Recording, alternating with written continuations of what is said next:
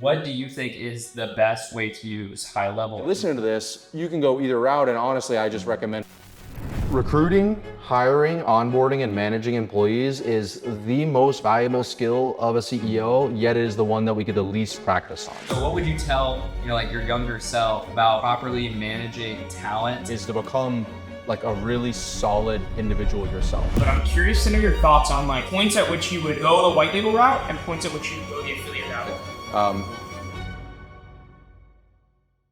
What is up, guys? I am here with Ravi Abuvala and Connor Zoro, and we're going to be talking about business systems, operations, and overall just scaling your business, your offers, or your different services. And so thank you so much, Ravi, for being here with us and being able to plan this time accordingly and everything. It's been great to follow your journey for the last 2 years. Absolutely amazing what you've been able to do. And yeah, we're here to kind of talk a little bit about GoHighlevel. We're here in Dallas at the GoHighlevel Summit. And I know that you are planning on, or we're planning on speaking. And Connor and I actually last week we spoke at the GoHighlevel Summit. Oh, nice. Pretty cool. We do some affiliate stuff for GoHighlevel. I know we're gonna ask you a little bit about the affiliate versus white labeling and all of that stuff. But once again, thank you for being here. So tell us a little bit about your journey with using GoHighlevel inside of your business over the last few years. How'd you kind of find GoHighlevel, and how'd you know that you were going to start using it inside of your business? Yeah, it's a good question. I actually had Sean and Robin over at my house in San Diego. If you look at my YouTube channel and go to like one of the oldest videos, they came to my house in San Diego and I interviewed them on a podcast. And this was like the baby inception of GoHighlevel. Like I had no idea it was going to become what it was today. And so I forgot someone set that up. And that was the first time I'd actually heard of GoHighlevel and like started thinking about using it. And then as you kind of talked about, my whole business is around systems and automations and stuff like that. And so at that point, I'd probably worked with like 1,200 clients. And of course, the biggest problem was, okay, sign up for ClickFunnels, sign up for ActiveCampaign, sign up for Zapier, sign up for easy texting. And then I'm trying to connect all these different things together. And one of the things that we obsess with, and I have since I started the business, is time to value. So like how from when someone pays us money to when they can get a return on investment, how do I shorten that or collapse that time frame? And so when I learned about GoHighlevel, I was like, oh my God, well, this is like, and then I learned about snapshots. I was like, well, this is it. This is like legitimately everything I need. One click of a button, everything can be installed. And so that was when I first started using it. That was like, I don't know, maybe 2 years ago, 3 years ago. And full transparency, and Robin and Sean know this, I don't use GoHighlevel in my business, but that's because when you get to a business of a certain size, like trying to migrate everything over to a brand new CRM, it's kind of a total nightmare. But for all the clients that we onboard, it's the number one CRM that we recommend, and we just give them the full snapshot for it. Oh yeah, 100%. We come from kind of a little different background, GoHighlevel, where we were selling it to local businesses. Yeah. And we saw on TikTok how I got into this, go set up these text message automations for local businesses. And so Don Baptist, who's not here with us, he makes $150K a month off the affiliate program, straight up, just 40% recurring commission, teaching myself who he taught and some other people how to sell it to other businesses. Whereas you've taken it the route and actually made your service offering more leverage with the time to value and the fulfillment inside the snapshot. And so from that standpoint, what do you think is the best way to use high level in that way? Is it to use it within your service offering, or do you think it is just to offer it as a software to other businesses? It's a good question. I don't think there's like a right or a wrong of anything. I always just look at, and even when we start talking about like white labeling and affiliate later on, we can go into this conversation, but I always look at like, how much value can you create for your clients? And so for me, because that just means the amount of value you can create equals the amount of money that you can charge, right? And so the other thing about the value you can add is also how much can you differentiate between other people. So if you're just selling the software as is, it becomes very difficult. You can compete with everybody else essentially selling the exact same thing. So it becomes very difficult for you to compete on that. And there's no reward for the second cheapest offer out there. So you're either going to be the cheapest, or you need to be a more expensive one where you can have higher margins. So ultimately for me, I think, anyway, listening to this, you can go either route. And honestly, I just recommend whatever you're currently doing, like whether it's selling it as a service or you're adding it to your value stack, just do more of that. But if you had to start from scratch, I like adding it into an offering that you're giving other people as like a way that you can shorten that time to value. Because once again, I wouldn't be able to charge 5 figures to help somebody scale their business if it was like, oh yeah, here's this GoHighlevel snapshot. That wouldn't make a lot of sense to people. And yeah, I think the biggest point is just the differentiator with what I'm selling versus maybe if you guys went to the same clients that I'm selling it to and you say, hey, we'll give you this GoHighlevel snapshot, it's going to be way harder for you to charge the prices that I'm charging for the same thing. Oh yeah. Right. And we see a lot of influencers. I know you know Ryan Pineda and some other individuals that are doing a similar thing. And because they're taking, their intellectual property, their Loom videos going over it, their SOPs, it's kind of a unique value add within their service offering. And they're able to, they have a school community, all of a sudden build extra MRR in their school community by saying, here's a problem that we didn't solve for you guys before. And here's a software to help you guys solve it. Not only with that, the snapshot with all the pre-built, sales campaigns and everything like that. So what I'm doing is, very similar to what you and the other people are doing as well, is just adding it onto our agency service as well as inside of our community. But I do think that right now I've been stuck kind of with some clients who either already use GoHighlevel or they already have another CRM. And because it is like something within my offer stack, they will sometimes say like, well, I'm already using another CRM and I don't know if I want the CRM. And so I had some clients at first I was giving GoHighlevel and some I wasn't. And then it wasn't the same, service across the board or process of fulfilling it. So I guess, is that something as well that, you go through? Yeah, I do the same thing for all of my kind of students, I guess, that I'm teaching and people that sign up under me for GoHighlevel, almost reverse, where I'm telling them, okay, hey, take the software, make that the foundation, and then on top of it, offer additional services. So I have them offering pretty much anything that they want to offer. So like Facebook ads, lead gen, any other type of marketing or just software management too. Because a lot of times I find that the business owners, a lot of the smaller business owners, they aren't super like tech savvy. So they want it done for them and they're more than happy to pay to have it done for them so they can be hands off and just focus on the business. So that's exactly what I tell my students to do also. But I'm curious to know your thoughts on I know you briefly mentioned this before, points at which you would go the white label route and points at which you would go the affiliate route or offer each of those, I guess. Yeah, so it's a good question. And so we have a white label version of GoHighlevel that we're actually currently sunsetting is the term we use in our company. It's actually an inside joke because we say sunsetting a lot, but we're actually migrating people back to GoHighlevel. And we have a decent MRR from it, but ultimately, the way I looked at it was this. I think it boils down to a few different things. So you're asking me, when does it make sense to white label versus just sell GoHighlevel as is? Right. Yeah, so I think if I had to break it down in the simplest terms, first and foremost, kind of like you were just talking about a moment ago, it is how many of your clients are already coming in either using a different CRM or understanding what GoHighlevel is. Because if you're trying to white label it, then it becomes difficult if you have some people that you're trying to help that you're saying, oh yeah, you can use GoHighlevel because you already know what it is. And some people you're like, oh, you have to use what my software is. And then typically when you white label GoHighlevel, you're going to charge more than what GoHighlevel charges, right? And so then some people are paying way more. And then if these people talk to these people and then they realize they're paying 2 times, 3 times as much for the exact same thing, then you can have a lot of churn or upset clients. Which brings me to the second point, which is like how aware is your market of what GoHighlevel is. So, if you're doing local businesses, I think you can totally get away with a white label GoHighlevel because the percentage of local businesses that know what GoHighlevel is, very small. My primary avatar is coaches, consultants, agencies, online service providers. I mean, GoHighlevel has really cornered that market really well. So it was like people would come on board and they'd be like, oh, this is just GoHighlevel that you're white labeling, right? So in that case, it didn't make a whole lot of sense to keep on using our own white label version. The other reason we were doing the white label, which I've talked to Robin and Sean about this before, but previously I think GoHighlevel technical support wasn't exactly the best in the world. Yeah. And so going back to one of our values is extreme ownership and time to value.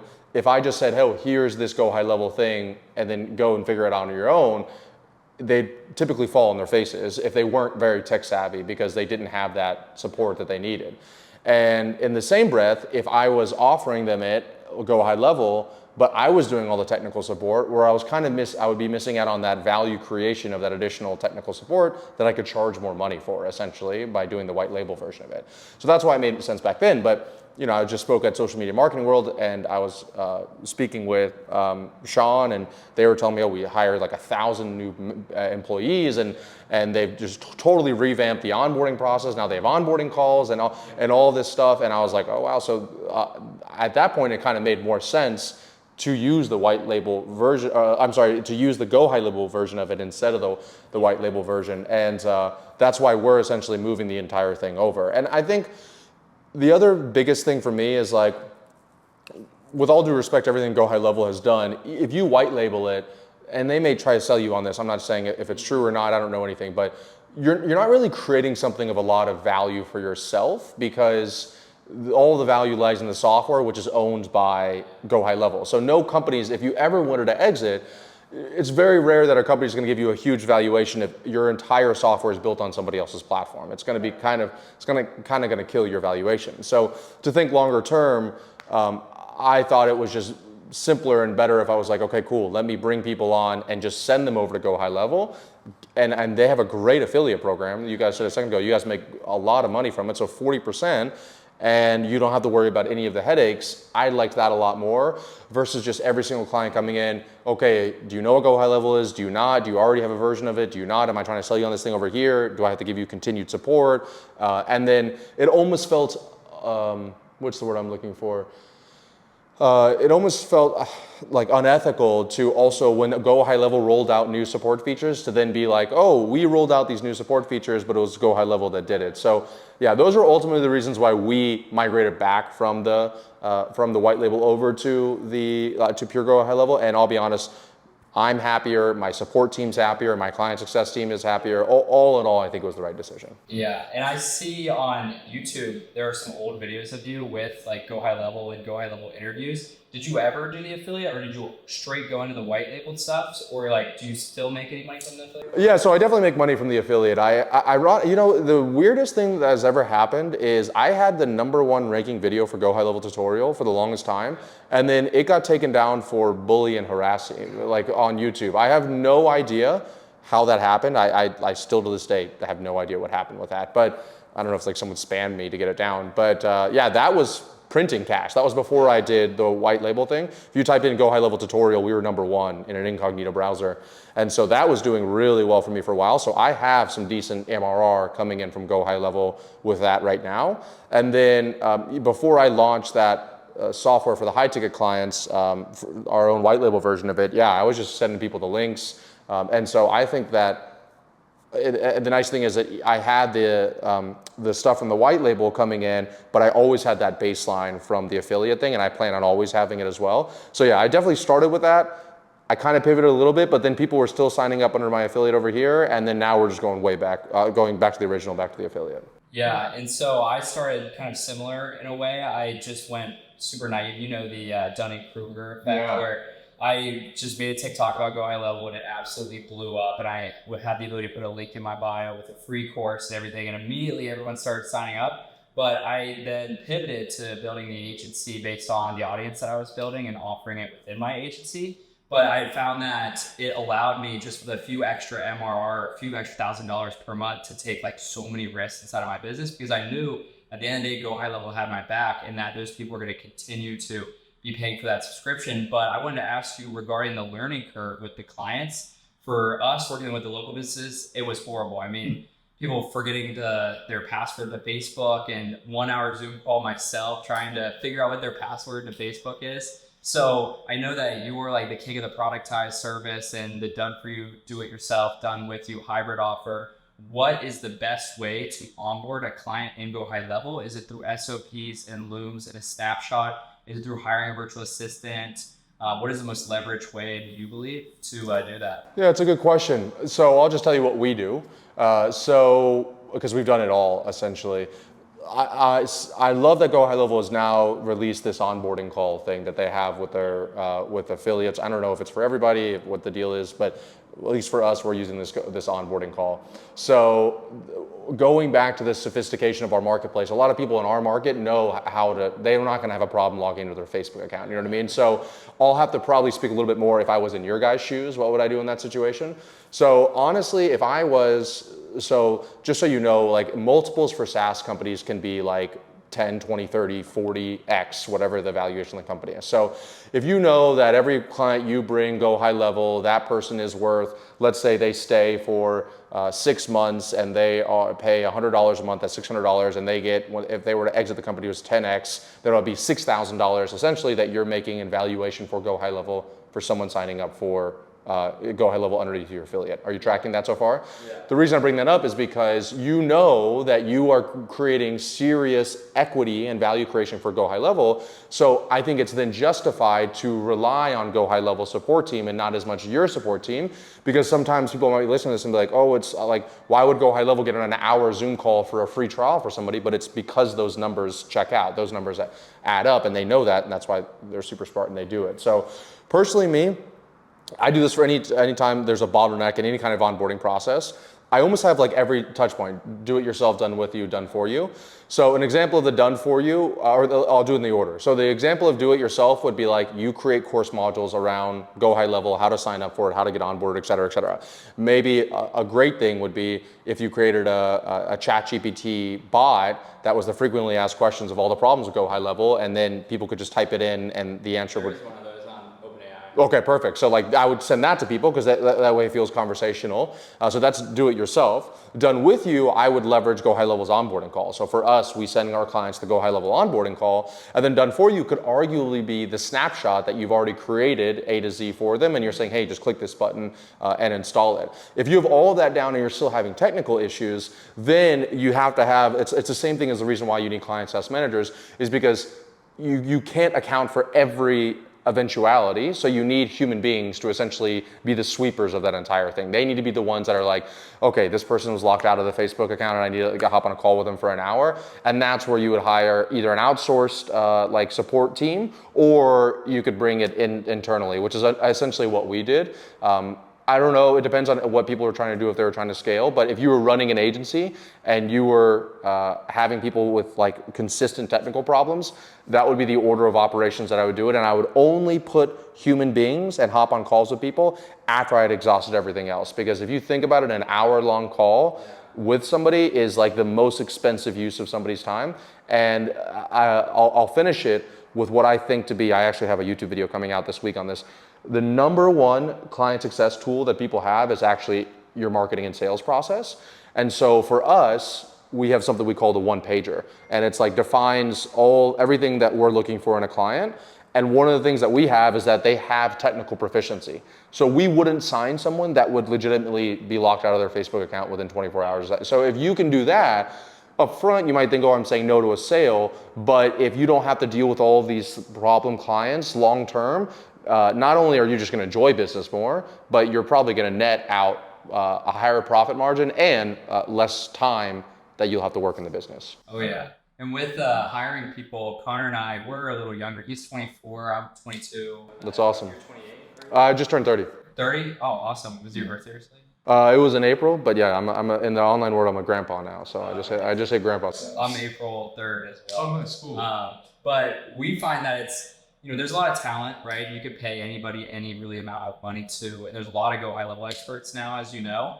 But we find that it's harder as younger individuals, when you have client success managers or people working for you, to not kind of take advantage of your naiveness, as the founder. So I've had a team size upwards of 5-6 people at once. It was really hard for me. I had people tell me they were working full time, that were working for 5 other companies at the same time. I started using Scrin.io to track all their screens, and that no one really wanted to work anymore because they were being tracked everywhere. And so what would you tell, like your younger self about properly managing talent and removing yourself? Because we all have personal brands. Our clients buy with us until we really have that unique value add, find product market fit. They're, the majority buying it to get our experience in us. So removing ourselves as the personal brand from the value proposition, our service has been so hard. So I guess it's kind of two questions, but yeah, how would you? Yeah, I was gonna say that is two questions, right? So one's on the client fulfillment side and one's on the operations management side. But I love both of them, so I'll answer them in that order. For the operations side of things and hiring a team, managing a team, naiveness, I always say that recruiting, hiring, onboarding, and managing employees is the most valuable skill of a CEO, yet it is the one that we get the least practice on, right? Especially in today's day and age where, it's not uncommon for you to get a revenue per employee in an online company in the hundreds of thousands of dollars, where the average small business would have maybe a $60,000 a year per employee, essentially meaning how much money you make divided by how many employees you have. That's your revenue per employee. So that all to be said, that you guys could literally make millions of dollars a year and have one employee and they could be a friend. You know what I mean? So like that never happened in the past. So not only is it important that you do this, but now you're getting even less practice than you were previously. Now there's AI, et cetera, et cetera. So it's not totally uncommon for you guys not to have that skill set. And I think, so the first thing is just recognizing that it's totally fine. There's nothing wrong with it. The second thing is, just like any other skill, the only way you can get better at it, it's not through courses or masterminds or coaching, it's just to deal with it, right? Just to deal with hiring and firing. I mean, I used to think that like 2 interviews was a lot of interviews, 5 interviews was a lot of interviews. Now I have a rule that I won't, at least the company, we have to conduct 40 interviews before we make an offer to somebody. And even if you think the first interview you take is the right person, you still conduct 40 more. Because every time you hire a position, if you do 40 interviews, within 3 positions, you will be an expert interviewer, right? You'll start to be able to suss out kind of, I don't know if I can curse, but some bullshit on some of the interviews that people have. And you get a better understanding of what to look for and what not to look for.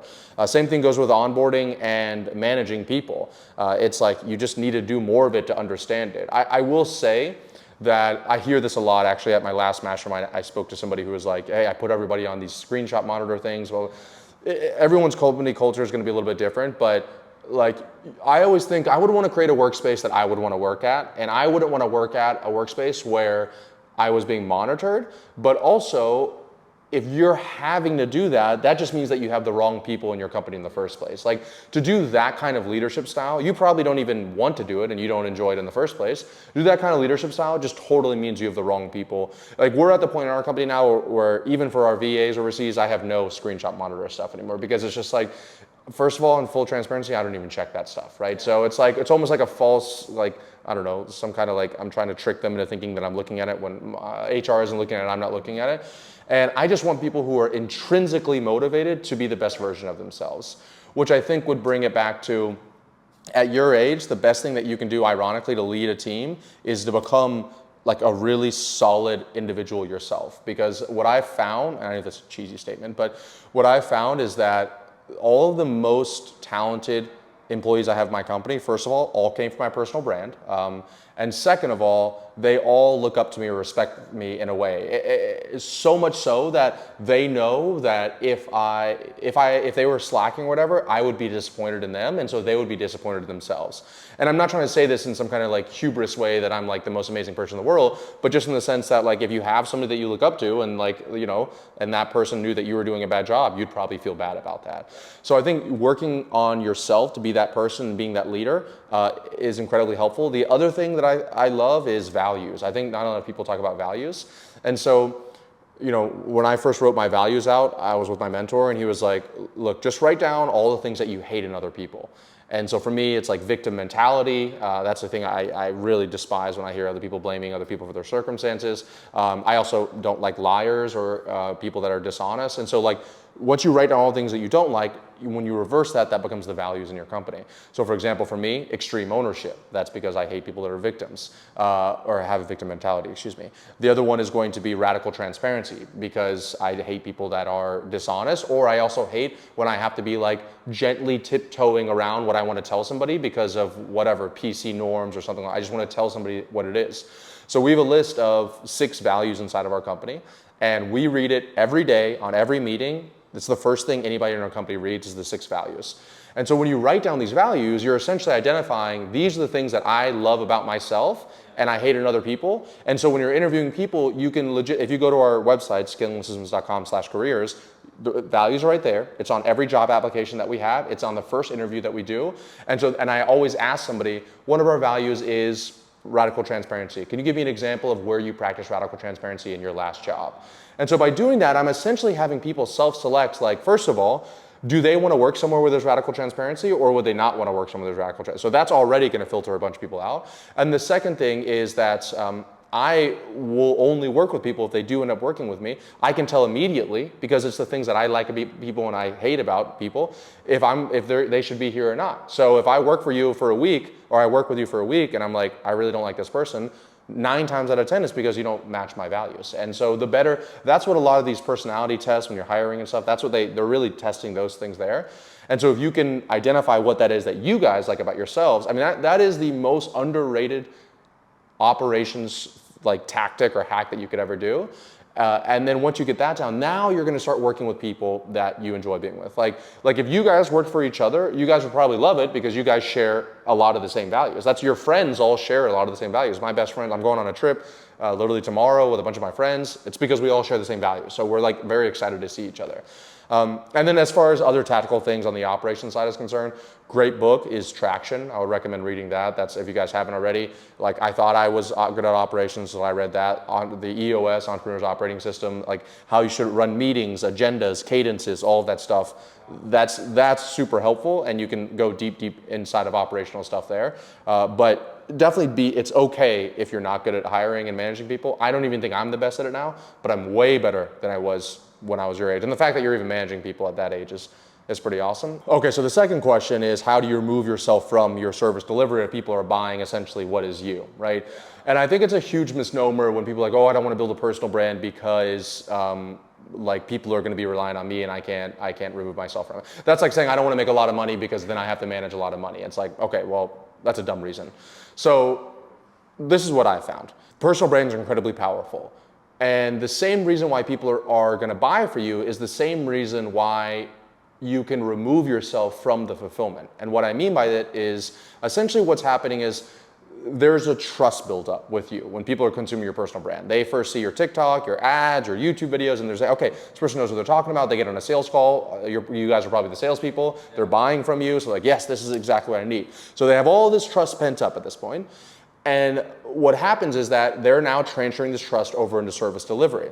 What a lot of people will do is they'll be like, okay, yeah, great, give me your payment. Okay, yeah, here's Bob. All right, I'll see you later. I'm hopping on the next call. And Bob's the client success manager.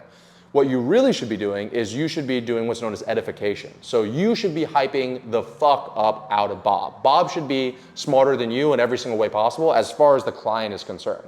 So I'm really proud of the fact that, you know, I run what is one of my offers is a coaching offer, and I've fully removed myself from it for the past 2 years. I haven't hopped on one coaching call, one onboarding call, and, you know, we still do decent numbers with that offer. And the reason that's been is because for the past 2 years, I have seriously edified my client success team. And I first of all, you have to hire really talented people and pay them really well, so there's no doubt about that. And you could just start with one person, but then once you do that, then you need to transfer that trust from you over to those people.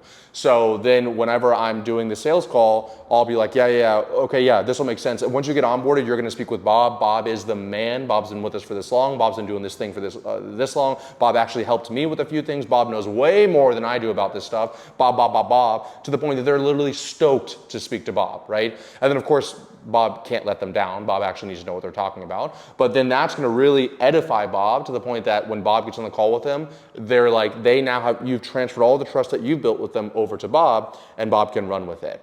Now, of course, that doesn't mean that the person's still not going to come back to you if they have problems, which is why you also need to make it crystal clear. Like we have an onboarding checklist. It shows how people get help, and it's clear that I'm not involved in that. And we also make it so that if they ask Bob a question, same day response time. They try to send me a message, I just never respond. So even if there's something called conditioning. I have a puppy. When you're training dogs, it's like Pavlov's experiment. You ring a bell and they salivate. So if a client has a concern and they ask Bob and they get it immediately, and they ask you and they never hear back, what do you think they're eventually going to do? They're just going to always ask Bob, right? Because now they're like, okay, well, at least I get an answer from Bob. And then the other thing I find is helpful as well is if you continuously work and train, in this example, Bob. So for example, for me, every single week, I do a training with my client success team where I'm helping them learn how to handle client concerns, how to make sure that they're getting results for the clients, blah, blah, blah. And so this way, I'm able to essentially, on one meeting, I can edify and train 6 client success managers who can then work with hundreds of active clients at the exact same time, and I'm not involved in that process.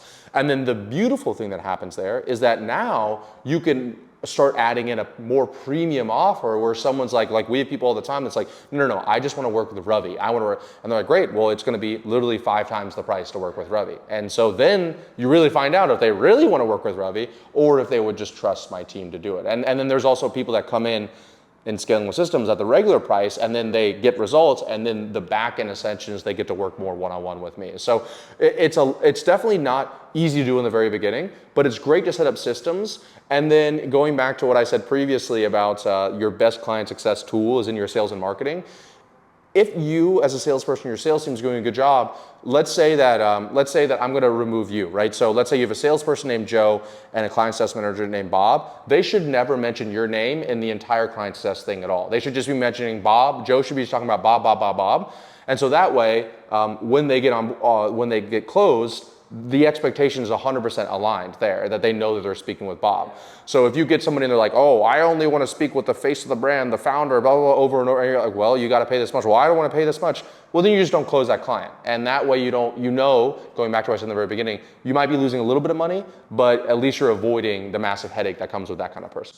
Oh, yeah. And something I think on a similar note that I've personally been dealing with, and I know a lot of other people are too, is the compensation side of things. So when it comes to hiring, I think sometimes I'll get myself in a situation where I offer someone like too much at first, and then I feel weird about taking it back, and then I'm in this weird situation. So when it comes to compensation, how do you plan that out most efficiently? And like, when do you offer someone percent revenue? What types of positions, and what types of positions do you offer a flat fee, stuff like that? It's a great question. So I have a great video on my YouTube called What You Should Pay Your Employees that goes down, it's like 45 minutes, because I think this is probably one of the most underrated questions for entrepreneurs. Once again, going back to you guys, young entrepreneurs, you never managed people before, you can really easily and quickly fuck up compensation. And the next thing you know, you're paying people way too much, and then it's an awkward conversation, but also they're managing a lot of things, and so you don't want to, trust me, I've made every mistake in the book. So this is the way that I see it.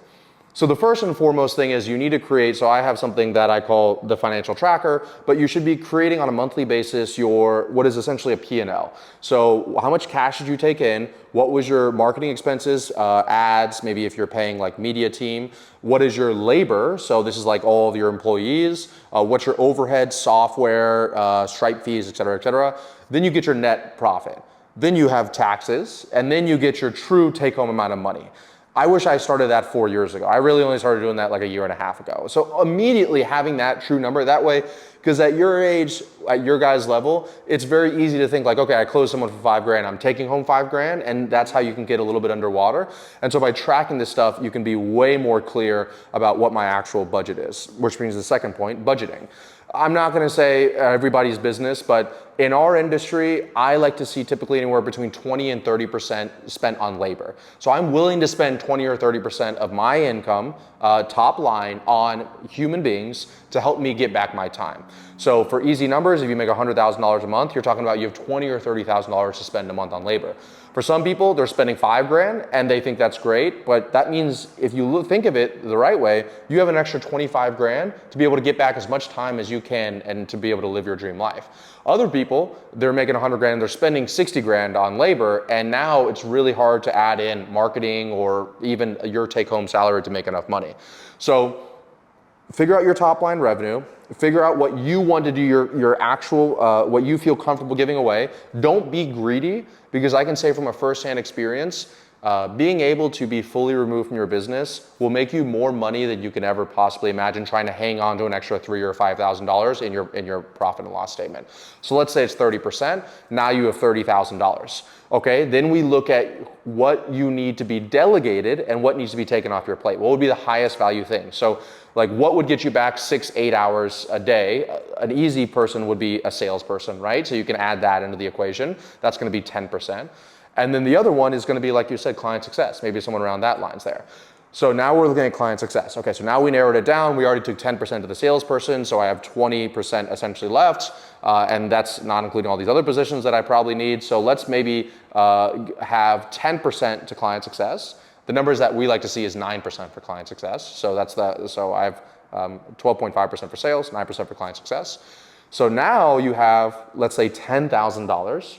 Are you guys following me? I know I'm kind of going. Okay, now let's say you have $10,000, and that $10,000, you can say I can spend on client success. So do you hire one person? Do you hire two people? Do you have five people? What's the decision? Well, ultimately what it comes down to is now that we've figured out the budget for client success, we go and see what the market rates are.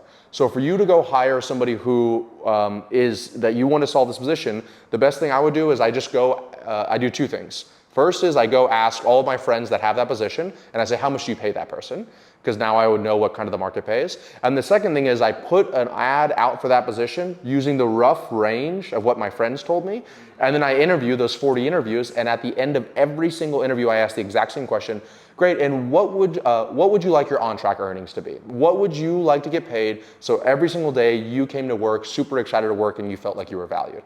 And then people start throwing out numbers. And so now between what your friends gave you and then what people are literally saying, you can kind of start to get in a more reasonable range. And then you can see if that fits inside your budget or not. And do you need to go up and you can hire someone even better? Or do you need to go down and maybe get a VA and just a helper at that point?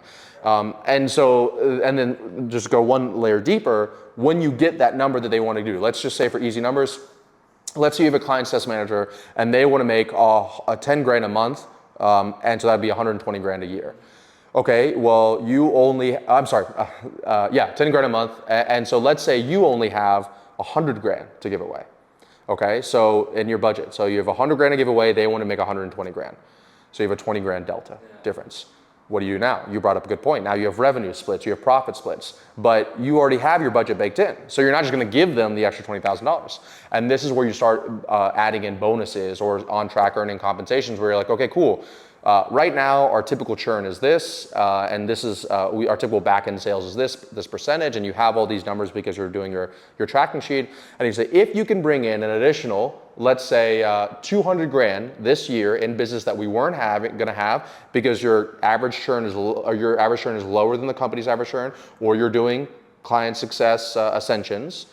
And I budgeted 10% of my top line revenue that you brought in. And so if you bring in 200 grand, that is essentially 20 grand that you've created for yourself.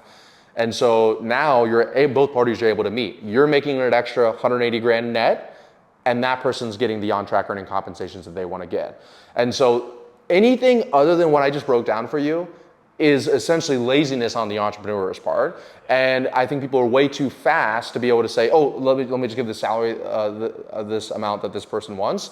And if you can do the calculations that way, even if it ends up being a little bit off what you had like projected or budgeted, I promise you it'll be 100 times more accurate than just being like, oh, what do you want to get paid? Or, oh, my friend one time said that it should be 5 grand a month or 10 grand for this position. And so you just pay them out accordingly. Yeah, that reminds me of this unique process. I think you might have seen it before with hiring a specific individual, whether it's sales or a CSM. Let's just take sales, for example. And they were making a post. Would be for people who kind of like us really can't afford just yet with our percentage of revenue to hire that 10K month A player in the United States, but rather, looking for alternative overseas options. There was this method where this person had a job application they posted with a specific date and time where all of the virtual assistants that were sales people, whether appointment setters or closers, were supposed to show up with the requirement of a specific amount of English, being able to speak, specific sales experience. And they would have like 100 people on one Zoom call, and they would call them all one by one, making them read a script off that they had already curated. And as soon as the people lied about, let's say, their English speaking abilities, they would just kick them one by one until they were left with like the last 10 applicants. Have you ever seen that, or have you ever done anything like that? Yeah, so that's 100%. I think that like creating recruiting systems is also another really important thing that we didn't get to talk too much about here. But I always say the main reason why people can't scale is because you can't hire. And that's because you think, oh, I got to go through this whole process of hiring this person, blah, blah, blah. So you have to make that an easy process so that you don't fear scaling, either consciously or subconsciously. And so, yeah, what you brought up was a really good point. That's a great way to do it. But even at that point, I think that Like to get on a call and to go through 100 people and then like have them read off the script, I think that there's probably some systems and automations you can set up prior to that can filter out those bad people. I mean, you legitimately have software now that can read accents and tonality and fluency using AI. So what we try to always do is like, if let's say I was hiring for the appointment setting position or the sales position, is try to filter through as many as people as possible through like simple instructions, having them leave recordings, and then you guys are automations experts, having that zap over to some kind of AI that'll listen to the voice, and then we have a full recruiting pipeline, and so it'll move them to the stages based on where they're at. So instead of getting on an interview with 100 people and maybe you have 2 people that are interested, you get on the room with 10 people and maybe 5 people would be actually qualified at that point. So the more that, just like with clients, like you're not getting on a call with every single person that ever says, oh yeah, let's get on a call. You're having an application process and a filtration process and blah. So if you can do that, even a values question or test would be great. Even a skill test question would be great as well. The more you can filter that out and understand that, I think the biggest mistake people do is they rush through the process because they need a hire right now. But a bad hire will cost you not only all of that money and salary you spent, but it will cost you probably 3 to 6 months to realize they're bad, then go through the process of having to fire them, then go through the interview process again. So I always add an extra 4 weeks, or whatever my hiring cycle is, and that gives me the comfortability of being like, I'm gonna hire the right person for this position. Yeah, wow.